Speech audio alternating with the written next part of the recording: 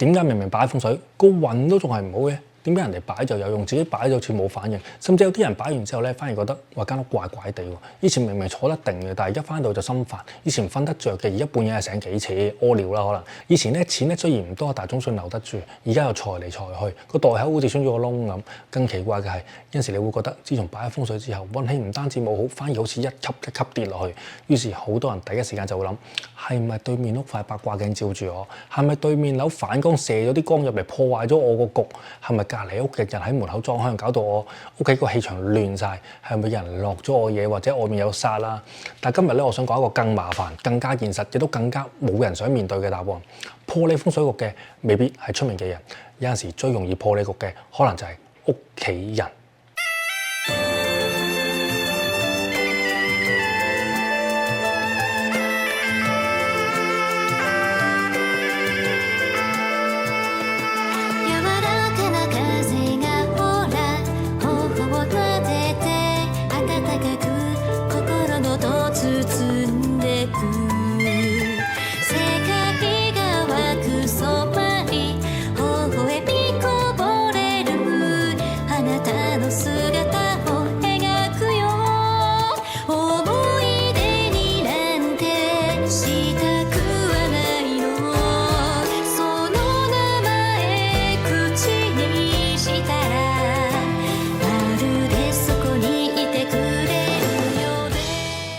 Hello， 大家好，歡迎大家收睇我頻道。我想先講清楚一樣嘢，屋企外面嘅環境的確會影響風水，即係對面樓有冇反光啊，門口有冇沖煞啊，附近有冇尖角、天橋、馬路、聲煞、光煞，呢啲全部都可以影響。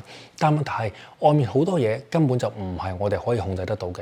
你唔可能叫對面樓唔好反光噶嘛，你唔可能叫隔離屋唔好開窗噶嘛，你更加唔可能叫成條街就住你啲風水嚟行噶嘛，唔可以啊嘛。而且再諗深一層。同一棟樓、同一個座向、同一條走廊、同一個大門方向，其實住咗咁鬼多人，點解樓上又唔見佢差，樓下就可能發埋達添？隔離屋日日都笑口常開，但係偏偏就係你間屋住到人心煩、錢難留、運又唔順咧。嗱，咁問題咧到底出咗喺邊度咧？呢度咧就要講翻一個好基本、好多人完全忽略嘅道理。嗱，風水係一個局嚟噶嘛，係咪？佢唔係一個擺設嚟噶嘛，唔係你話你買隻貔貅翻嚟，或者擺個風水陣放個聚寶盤咁啊叫風水啊嘛，唔係咁噶嘛。風水最核心嗰樣嘢就係氣啊，點樣入嚟，點樣行，點樣停，點樣聚啊嘛。古書有一個好出名嘅説法：氣乘風則散，介水則止。意思即係氣遇到風係會散嘅，遇到水係會停會聚嘅。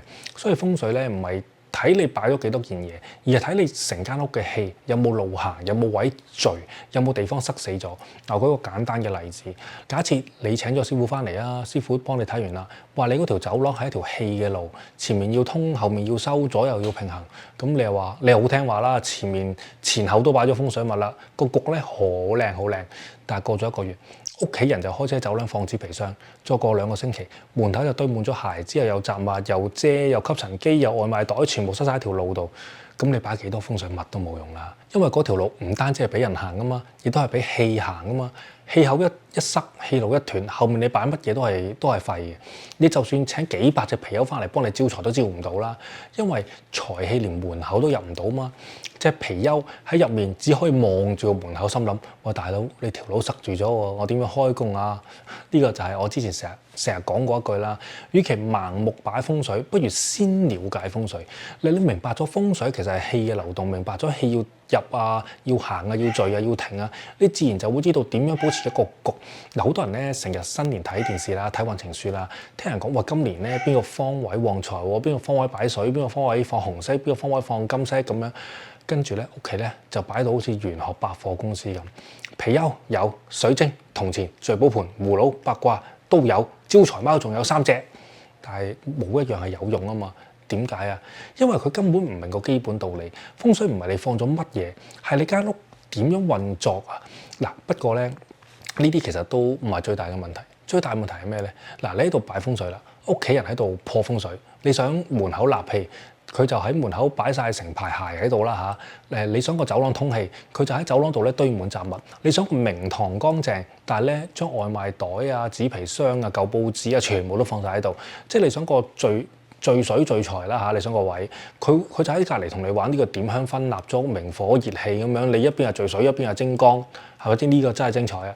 即係你以為自己擺緊風水局，其實屋企人就每一日都同你玩破局。另外一間屋咧，除咗係一個風水局之外，佢首先係一個空間。嗱，一間好嘅屋咧，唔係你一入到去見到貔貅啊、水晶或者聚寶盆。一間好嘅屋第一件事係咩咧？壞咗嘅嘢唔該整翻好先，即係漏水咧就去整水喉，牆身發毛咧就處理潮濕。地下成堆雜物就執翻乾淨，空氣焗住就開窗通風啦。屋企陰陰暗暗就俾啲光入嚟啦。即係就算我哋今日唔講風水，用現代生活角度去睇，呢啲都係最基本嘅居住質素啊！你間屋漏水、潮濕、發霉、空氣唔通、成地雜物，你擺幾多風水物都冇用啦。因為問題唔係你揸隻貔貅啊，問題係你間屋咧本身已經變成一個消耗你精神嘅地方。有啲人話：喂，我唔中意咁光喎，尤其是啲女仔會話：喂，曬陽光會出斑㗎喎。咁有啲人就話：喂，開窗好凍啊！有風好煩啊！啲雜物唔好掉啊，遲啲可能有用㗎。尤其是啲老人家好中意儲嘢㗎嘛，即係紙皮箱、膠袋、舊電器壞咗個凳全部都唔掉。10年前買翻嚟用過一次嗰個煲都唔肯掉，係咪？即係你問佢點解，佢一定係話第時有用㗎嘛。但問題係呢個第時可能等到隻貔貅退休啦，佢都未出現啦。呢個第時，即係你想間屋舒服啲，想間屋正氣啲，第一件事其實好簡單，有陽光、有空氣、乾淨整理、通道、有空間感。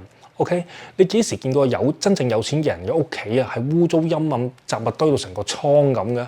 我唔係話有錢人一定識風水，而係話好多居住嘅環境本身就有幾個共通點嘅，即係乾淨啊、明亮啊、通風啊、有秩序啊、唔壓迫啊。嗱，呢啲嘢咧放喺風水角度講咧，可以講係氣啦。即係你放喺現代角度講，其實就係心理舒適、空氣質素、光線濕度同生活嘅動線。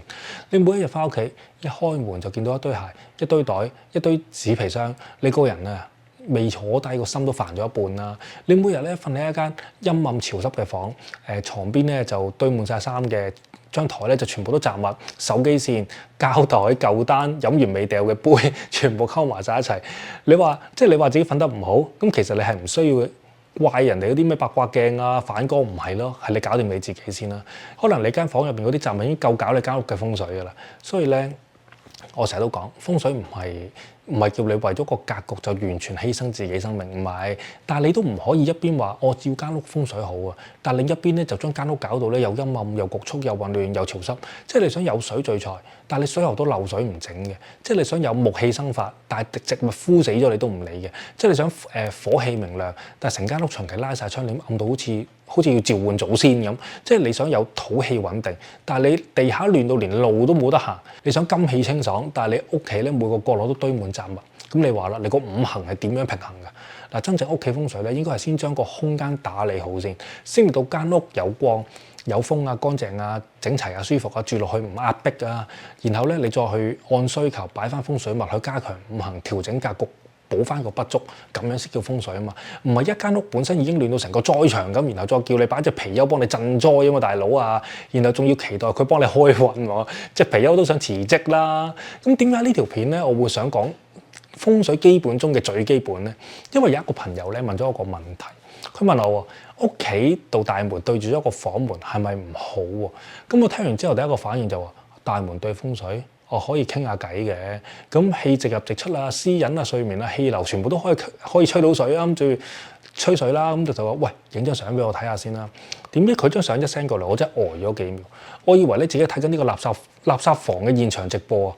即係地下啲衫咧亂咁掉，膠袋周圍都係，雜物塞到塞滿晒成個走廊啊！紙皮箱咧堆到成座山咁，即係連電視機包裝盒都擺喺個中間，霸住咗半條路。即係佢把口咧就話驚大門對住房門，但係問題係大門同房門中間嗰條路我都唔知仲算唔算係走廊啊！講真，即係嗰條路已經唔算係走廊，而係一個障礙賽道嚟嘅。我真係同朋友講：你驚乜啫？大門對房門。你個格局啊，就算半夜有鬼嚟揾你啊，你入房之前都要過5關斬6將啦。第一關要過你個鞋陣，跟住又要啲膠袋迷宮、紙皮衫、衫褲沼澤，仲有電視機包裝盒封印。即係嗰日行到一半，可能掉頭走啦。走嘅時候仲話：間屋太亂啦，我下次再嚟過咁啊。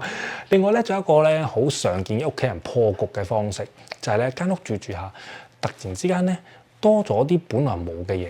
即係大廳角落無啦啦多咗一塊全新鏡，因為個女話要出門口照一照喎，或者電視機隔離多咗部放濕機，因為屋企人話天氣乾啊，皮膚唔舒服，又或者本來張床擺喺右邊嘅，住住下突然間搬咗左邊喎，因為朝頭早唔想俾陽光射到喎。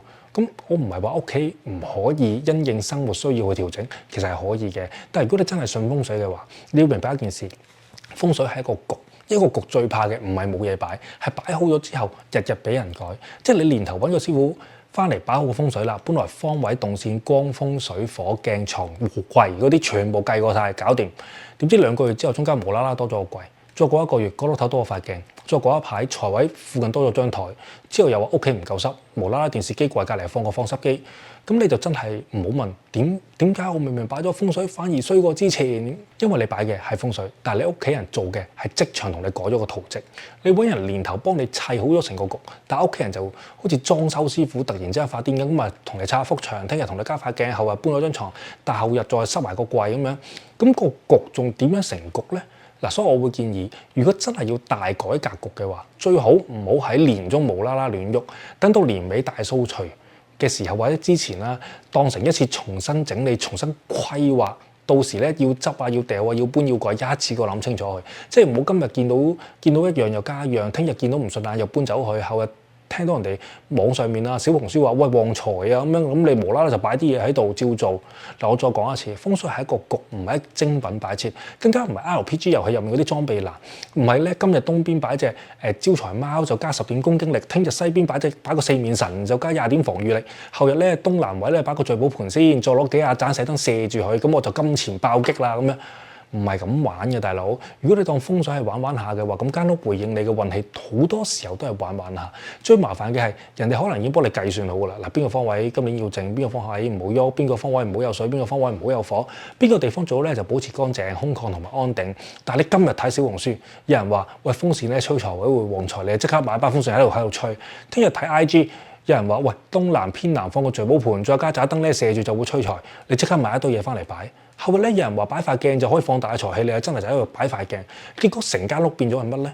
唔係風水局咯，係一個玄學試驗場啊！仲要係冇數得計、冇方向、冇系統、冇人負責嗰種。即係你要明白，真正風水咧係要計屋向、時間、方位、動靜、五行形勢，唔係單純睇一條短片就可以照抄。即係同一個方位喺你屋企可能係一個財位，但喺人哋屋企可能係一個病位嚟噶嘛。即係同一件物件放喺某間屋可能係補嘅，但係放喺另外一間屋咧可能係亂嘅。同一個方位，今年可能用得到，出年可能就已經唔可以再用到。所以我唔係叫大家叫大家迷信，我反而叫大家唔好亂信，因為咧如果真係信風水嘅話，你就更加唔好亂拜。風水咧最怕嘅唔係你屋企少咗一件風水物，係你明明已經有一個局，你就日日喺網上面睇片段，日日加新嘢，日日改方位，最後將自己間屋改到五行混亂、動線混亂、氣口混亂，到最後咧就唔係風水害咗你，係你將風水當成盲盒咁拆啊！今日咧就拆一個招財先，聽日拆一個化煞，後日拆一個催桃花咁樣，拆到最後成間屋乜都有，就淨係冇秩序。所以記住，風水唔係越多越好，亦都唔係越貴越靚。風水更加唔係見到網路上咧啲人做乜你就照搬翻屋企就算。一個局擺好咗就要俾佢穩定，除非係漏水啊、發毛啊、壞電器啊、危險啊、阻住啲路啊呢啲現實問題，咁當然要即刻處理啦。但如果只係今日心血來潮，聽日網上面睇到一招，後日加屋企人又覺得喂唔係好靚喎，跟住不停加、不停搬、不停改，你唔係叫養風水咯，你叫拆風水咯。所以我想講咧，盡量唔好當自己屋企係呢個玄學試驗場，即係突然上網話邊度擺嘢好，咁你就突然之間喺嗰度擺件嘢，覺得唔好又走去搬去另一個位，甚至乎成個掉咗去，不停喺度整亂屋企個氣場。有一啲風水咧可能會應得好快，自己冇事咧，但係搞到屋企人咧，其實就唔係幾好啦。真係唔識嘅唔該舉手，話唔識唔好搞咁多嘢啦。